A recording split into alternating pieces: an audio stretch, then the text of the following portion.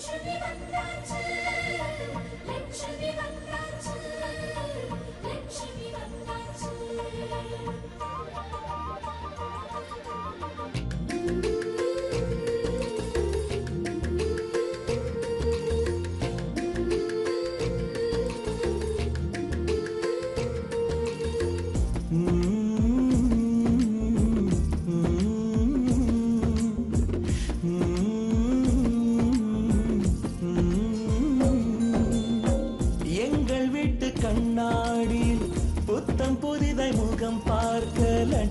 வந்தாச்சு, லட்சுமி வந்தாச்சு.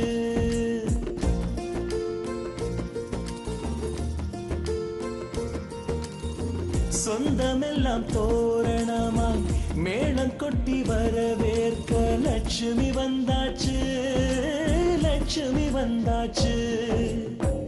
அழகிய ஊஞ்சலாய் ஆடவே பாசத்தை பாடலாய் பாடவே குதூகலம் வீட்டில் பொங்கியோடவே குட்டி குட்டி கவிதைகள் ஒன்று கூடவே லட்சுமி வந்தாச்சு, லட்சுமி வந்தாச்சு, லட்சுமி வந்தாச்சு.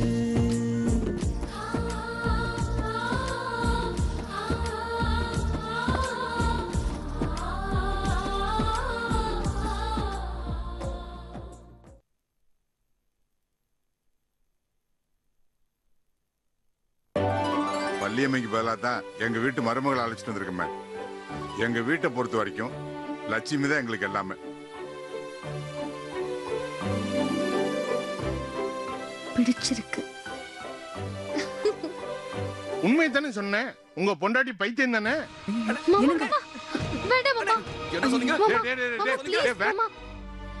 இத்தனை வருஷமா அவருக்கு ஏற்பட்ட வலியை விட இன்னைக்கு நீங்க ஏற்படுத்தின வலிதான் மாமா அதிகம்.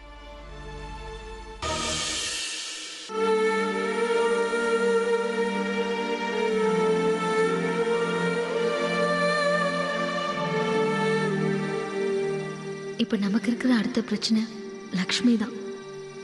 அவகிட்ட பேசி அவளை சரி பண்ணணும்.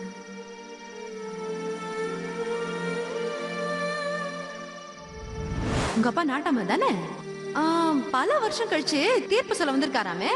வர உன் வீட்டுக்கு வர வந்து நம்ம கதையெல்லாம் சொல்றேன். என்ன தீர்ப்பு சொல்றாருன்னு பாப்போம். உங்க நாட்டாம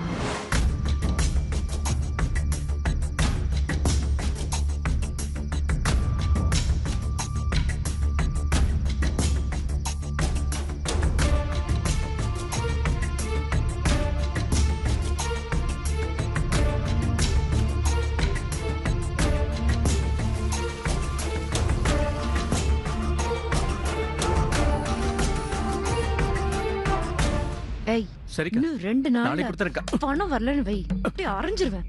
ஞாபகம் நாளைக்கு 2 நாள்ல வந்து சரிக்கா.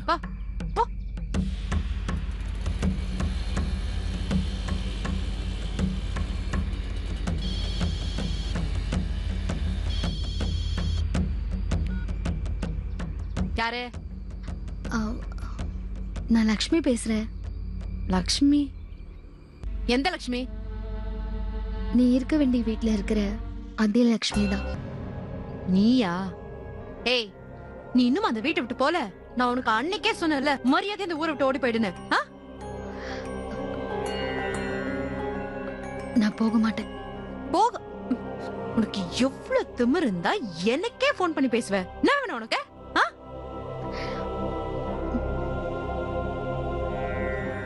நான் தான் போக மாட்டேன்னு சொல்றேன்ல. இங்க பாரு, நீங்க வர வச்சதே வெற்றிதான். ஏன்னு தெரியணும்னா அன்னைக்கு நீ வந்து பேசினியே அதே கோயிலுக்கு உடனே வா. உனக்கு அவ்வளவு திமிராயிடுச்சா? வரண்டி, வரேன். இந்த வரேன், வை, வரேன். உங்களுக்கு இருக்கு. வரேன்.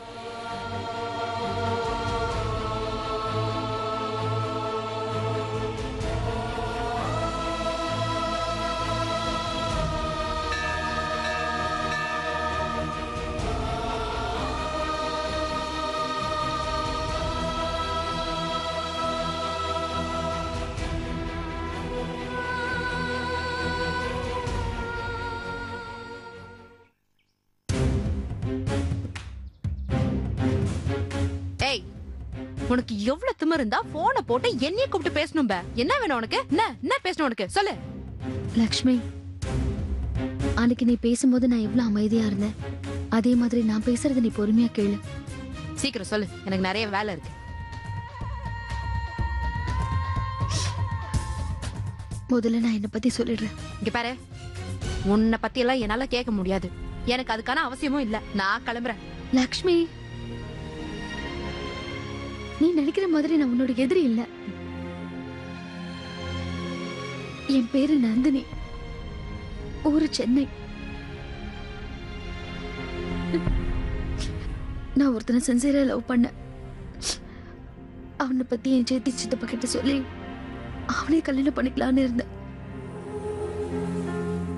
ஆனா அவங்க பணத்தாசையால ஒரு நோய் இருக்கிற பையனுக்கு என்ன கல்யாணம் பண்ணி வைக்க பார்த்தாங்க. அந்த பையன் என்கிட்ட வந்து எல்லா உண்மையும் சொல்லி நீ கல்யாண மண்டபத்தை விட்டு ஓடி போயிடுன்னு சொன்னான். கெட்டதுலயும் ஒரு நல்லது நடக்குதே, சித்தி சித்தப்பா கிட்ட இருந்து விடுதலை கிடைச்சிருச்சேன்னு சந்தோஷப்பட்டேன். நான் லவ் பண்றவனும் என்னை கூட்டிட்டு போய் கல்யாணம் பண்ணிக்கிறேன்னு சொன்னான். அவனை நம்பி என்ன நடந்தாலும் பரவாயில்லன்னு மண்டபத்தை விட்டு வந்த. புது வாழ்க்கை ஆரம்பிக்க போது சந்தோஷமா இருப்போன்னு காத்துட்டு இருந்தேன். ஆனா அவன்கிட்ட யாரோ தப்பான போட்டோல என்ன சம்மதப்படுத்தி அவன் மனசை கழிச்சிட்டாங்க. அவன் என்னையே சந்தேகப்பட்டு என் சந்தோஷத்தையே அழிச்சிட்டான். திரும்பவும் வீட்டுக்கு போக முடியாம நின்னப்போ ஏதோ ஒரு பஸ்ல ஏறின. முட்டாள்தனமா என் வாழ்க்கையை நான் முடிச்சுக்க பார்த்தேன். அப்பதான் அதே இடத்துல நான் வெற்றியை பார்த்தேன்.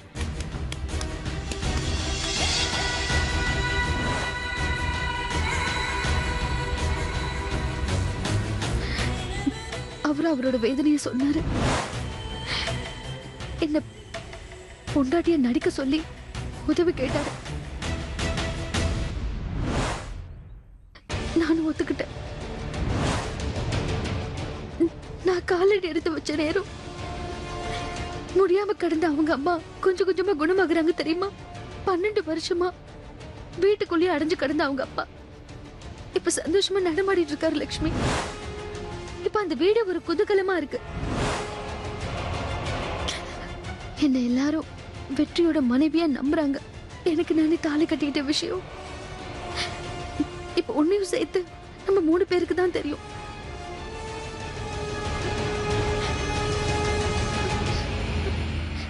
இது பாரு லக்ஷ்மி, நீ ஆசைப்பட்ட வெற்றிய உன் கூட நான் சேர்த்து வைப்பேன். இது கண்டிப்பா நடக்கும் லக்ஷ்மி. லக்ஷ்மி, உன் உள் மனசு என்னன்னு எனக்கு தெரியும். ஏன்னா நீ நல்லவ.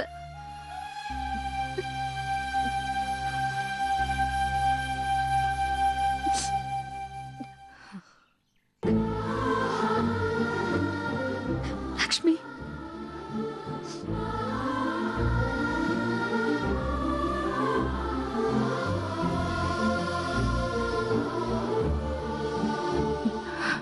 உன்ன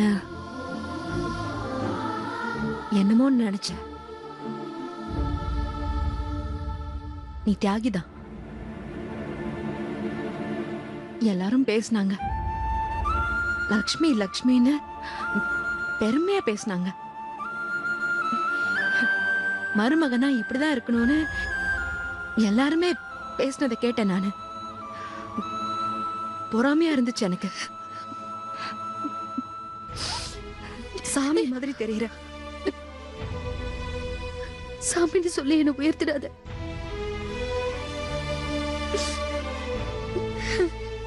நானும் உன்ன மாதிரி சாதாரண பொண்ணுதான். இது பாரு லட்சுமி, உன் 3 தங்கச்சிங்களும் எனக்கும் தங்கச்சி மாதிரி தான்.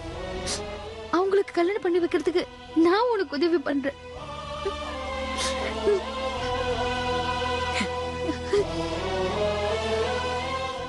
உன்னை எதிரியா நினைச்ச எனக்கு நீ ஏன் தங்கச்சிங்களுக்கு கல்யாணம் பண்ணி வைக்க உதவி பண்றேன்னு சொல்ற.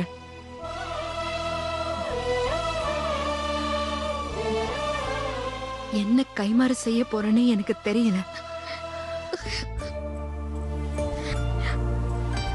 லக்ஷ்மி,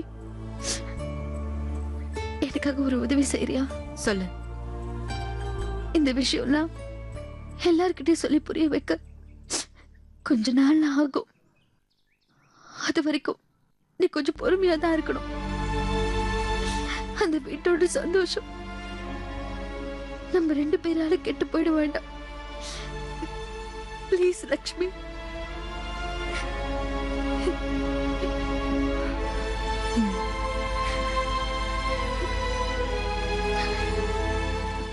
நான் வரேன்.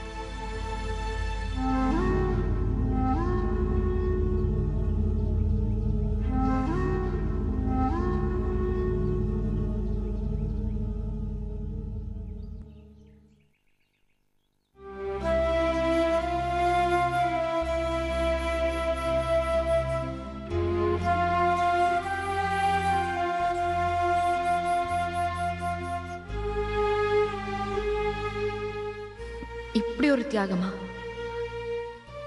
இப்படி ஒரு வாழ்க்கையா? வெற்றி குடும்பத்துக்காக தான் வாழ்க்கையவே தியாகம் பண்ணிட்டாளே.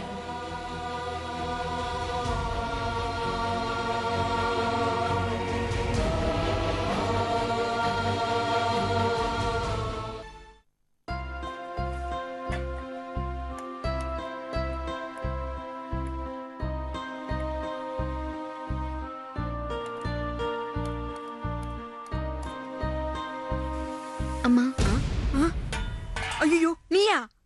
ஐயோ அம்மா, நான் பாத்துக்கிறேம்மா, நீ கிளம்புமா. ஐயோ நீ முதல்ல கிளம்புமா, அவர் வந்த பெரிய பிரச்சனை ஆயிருமா. நான் பாத்துக்கிறேன், நீ போம்மா. அம்மா, போமான்னு சொல்றேன்ல. நான் போறேம்மா. ஒரு நிமிஷம் நான் சொல்றத கேளுங்க. உங்க தேன்மொழியோட கல்யாணத்தை நடத்தணுங்கிற நம்பிக்கையில வந்திருக்கேன். ஒரு 2 நிமிஷம் என்ன பேச விடுங்களேன். ஐயோ சொல்லுமா, என்னன்னு சொல்லுமா, சீக்கிரம் சொல்லுமா. சொல்றேம்மா. அதுக்கு முன்னால அன்னைக்கு நடந்த சம்பவத்துக்கு நான் உங்ககிட்ட மன்னிப்பு கேட்டுக்கிறேன். என்னம்மா, மன்னிப்பு கேட்டா எல்லாம் சரியாயிருமா? சரி ஆகாதுதாம்மா. ஆனா அன்னைக்கு நடந்த பிரச்சனைக்கு எங்க பெரியாத்தா மட்டும் காரணம் இல்லையே. அதுக்காக அவர் செஞ்சது சரின்னு நான் நியாயப்படுத்தவும் இங்க வரல. இந்த பிரச்சனைக்கு ஒரு முடிவு தேடிதாம்மா வந்திருக்கேன். வாழப்போற வீட்டுல தான் பொண்ணு சந்தோஷமா வாழணும். மாமியார், மாமனார், கொழுந்தனார், நாத்தனாருன்னு யாராலையும் எந்த பிரச்சனையும் வந்துடக்கூடாதுன்னு நினைச்சு கல்யாணம் முடிஞ்ச கையோட தான் பெத்த பொண்ண தண்ணி கொடுத்து வைக்கணும்னு ஒவ்வொரு பெத்தவங்களும் நினைப்பாங்க. அதே போலதான் தேன்மொழியோட அப்பாவும் நினைச்சிருக்காரு. அது நான் தப்புன்னு சொல்லல. ஆனா அன்னைக்கு அதை பேசி தீர்த்திருக்கலாமே. சரிம்மா, ஏதோ நடந்தது நடந்து போச்சு. இப்ப என்ன சொல்ல வர? நான் என்ன பண்ணணும்? எங்க அத்தைய தேன்மொழியோட அப்பா பைத்தியம்னு சொன்னதுதான் பெரிய அத்தனோட கோவத்துக்கு காரணமாயிடுச்சு. எங்க அத்தை எப்படி வாழ்ந்தாங்க, எப்படி இருந்தாங்கன்னு உங்களுக்கு நான் சொல்லி தெரிய வேண்டியதில்லை. உங்களுக்கே நல்லா தெரியும். அவங்க பைத்தியம் இல்லம்மா. இடையில அவங்க வீட்டுல நடந்த சம்பவத்தாலதான் அவங்க அந்த நிலைமைக்கு ஆளானாங்க. அந்த நிலைமையில அவங்கள தினம் தினம் பாக்குற அவங்க குடும்பத்துல உள்ளவங்களோட மனநிலையை புரிஞ்சுக்கணும். கண்ணு தெரியாதவங்க, காது கேட்காதவங்க, கை கால் ஊனமானவங்கள மனசு நோக கூடாதுங்கிறதுக்காக மாற்றுத்திறனாளிகள்னு சொல்றாங்க. பெத்த தாய பைத்தியம்னு சொன்னா அதை யார்தான் சகிச்சுக்க முடியும்? கொஞ்சம் யோசிச்சு பாருங்கம்மா. அதுவும் பெத்த புள்ள, அவரால எப்படி தாங்கிக்க முடியும்? அதே நிலைமையில உங்க வீட்டுல யாராவது இருந்து வெளியில யாராவது இப்படி மனசு நோகும்படி பேசியிருந்தா உங்களால தாங்கிக்க முடியுமா? அதனாலதான் தன்னோட கோவத்தை பெரியத்தான் வெளிப்படுத்த வேண்டியதாயிடுச்சு. கோவம் தான் அவர் கண்ணை மறைச்சிருச்சு. நடந்த சம்பவத்தை நினைச்சு பெரியத்தா ரொம்ப வருத்தப்படுறாரு. தயவு செஞ்சு இந்த விஷயத்தை பெருசு பண்ணாதீங்க. சொல்ல போனா கோவம் தான் ஒருத்தரோட வாழ்க்கையை கேள்விக்குறியாக்கிடும். உங்க பிடிவாதத்தால உங்க பொண்ணோட மனசை புரிஞ்சுக்காம அவங்களோட வாழ்க்கையை வீணாக்கிடாதீங்க.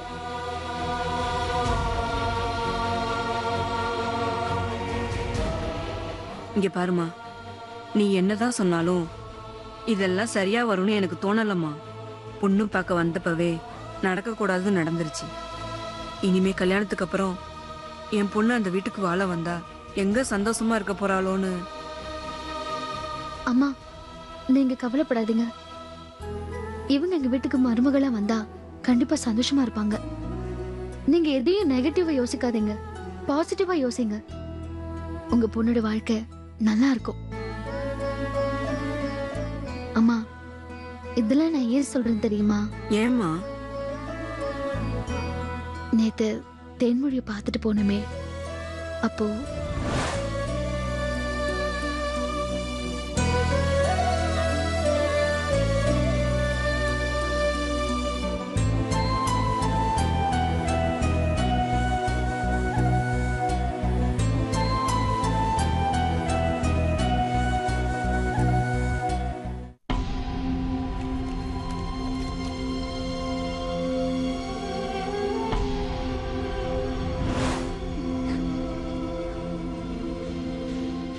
அந்த லெட்டர்ல அவரை பிடிச்சிருக்கு, சீக்கிரமே என்ன கல்யாணம் பண்ணி கூட்டிட்டு போயிட்டா எங்க அப்பா டார்ச்சர்ல இருந்து சீக்கிரமே விடுதலை கிடைக்கும்னு எழுதிருந்தாங்கம்மா.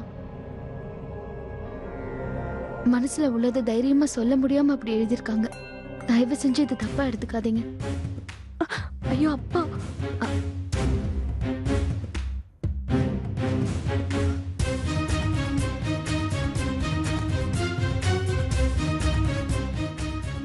லக்ஷ்மி, லக்ஷ்மி, ஏமா? வணக்கங்க. உங்ககிட்ட கொஞ்சம் பேசலாமா? வேண்டாம்மா, நீ பேசுனதெல்லாம் நான் கேட்டுக்கிட்டு தான் இருந்தேன். வேண்டாம்மா, நீ பேசுனதெல்லாம் நான் கேட்டுக்கிட்டு தான் இருந்தேன்.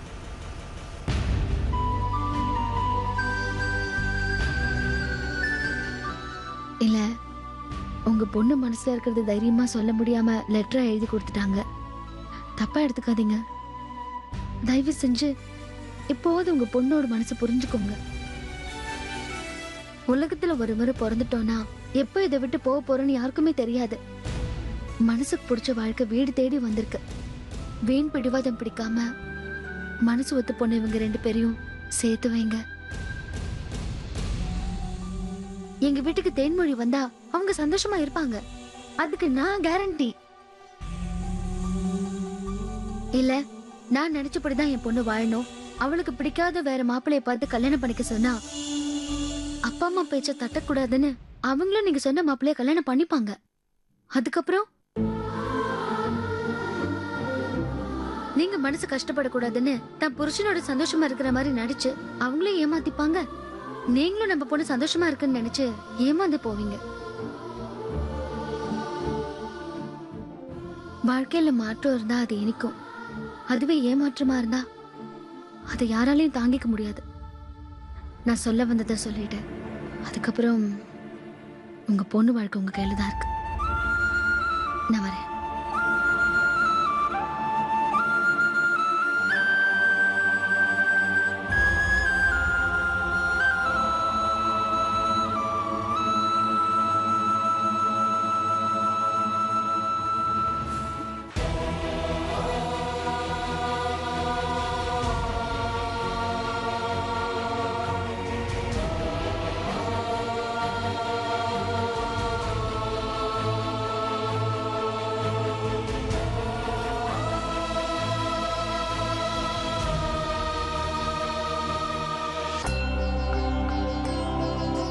என்ன தம்பி, கல்யாணம் தான் முடிஞ்சு போச்சு, விருந்துக்கு வந்துட்டு போலாம்ல? வேலை கொஞ்சம் அதிகமா இருக்குண்ணே. கல்யாணமான புதுசுல வேலை அதிகமா தான் இருக்கும். கறிஞ்சோறும் சாப்பிட்டா உடம்பு தெம்பாய்க்கும்ல. அம்மா வேற உங்களை பார்க்கணும்னு சொல்லியிருக்காங்க. ஊரே மெச்சுற மருமகளை கொண்டு வந்திருக்கியாம்லப்பா. வீட்டுக்கு தான் ஒரு நாள் கூட்டிட்டு வாயேன். கண்டிப்பா அடுத்த வாரம் வரேண்ணே. கண்டிப்பா வரணும் வெற்றி. அடுத்த வாரம் வெடக்கோழி அடிச்சு வச்சு காத்துக்கிட்டு இருப்போம். கண்டிப்பாண்ணே. அப்ப நான் வரேன் வெற்றி. கட்டாயம் வரேன். பார்த்து ரொம்ப போப்பா. சந்தோஷண்ணே, வரேன்.